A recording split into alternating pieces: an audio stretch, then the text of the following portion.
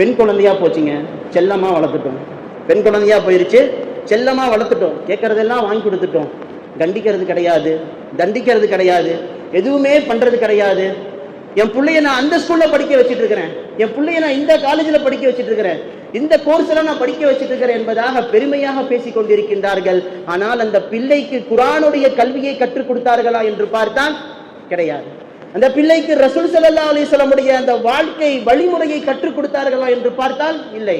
நபி ஸல்லல்லாஹு அலைஹி வஸல்லம் அவர்கள் எந்த பர்தா முறையை பேண வேண்டும் என்று சொல்லி இருக்கின்றார்களோ அந்த பேணுதலை அவர்கள் பேணுதலான முறையில் கடைபிடிக்கின்றார்களா என்று பார்த்தால் கிடையாது.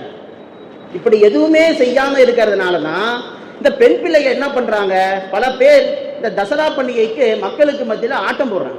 இந்த பொம்பளை பிள்ளைங்க என்ன பண்ணுதுங்க, இஸ்லாமியல உண்மையாலுமே இஸ்லாமிய மார்க்கத்திலே பட்ட பொம்பளை பிள்ளைங்க இந்த தசரா பண்டிகை அந்த கோயில் பண்டிகை வந்துச்சுன்னா ஆட்டம் போடுறதுக்கு ஆடுகாலிகளை கூப்பிடுறாங்க. அது யாரு வராங்கன்னு பார்த்தா நம்மளுடைய இஸ்லாமியில இருக்கக்கூடிய பொம்பளை பிள்ளைங்களும் வராங்க.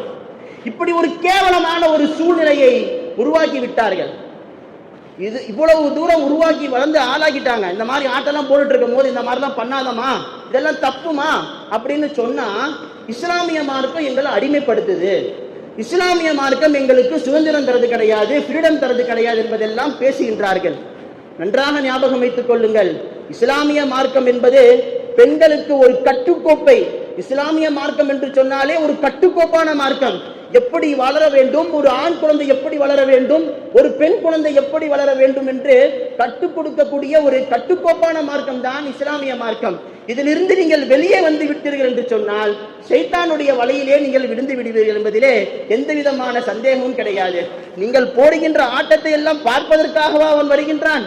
கிடையாது. உங்களுடைய அங்க அழகுகளை ரசிப்பதற்காக அவர்கள் வருகின்றார்கள். எந்த ஒரு உடலை நீங்கள் பர்தாவால் மூட வேண்டுமோ அப்படிப்பட்ட அந்த அங்கங்களை எல்லாம் ரசிப்பதற்காகத்தான் அந்த மனிதர்கள் வருகின்றார்களே தவிர உங்களை பார்ப்பதற்காக கிடையாது. சரி, நான் பர்தா போட்டுதானே நான் ஆடுகின்றேன் என்பதாக சில பேர் பேசுறாங்க. பர்தா என்பது நீ ஆட்டம் போடுறதுக்காக வேண்டி உருவாக்கப்பட்டதா?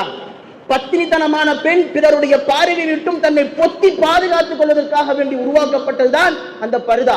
அப்படிப்பட்ட அந்த பர்தாவை நீ ஆடுகாலியாக ஆடுவதற்கும் ஓடுகாலியாக பிற மாற்று மத சகோதரர்கள் ஓடுவதற்கும் பயன்படுத்துவதற்காகவா அந்த பர்தாவை கொண்டு வரப்பட்டது?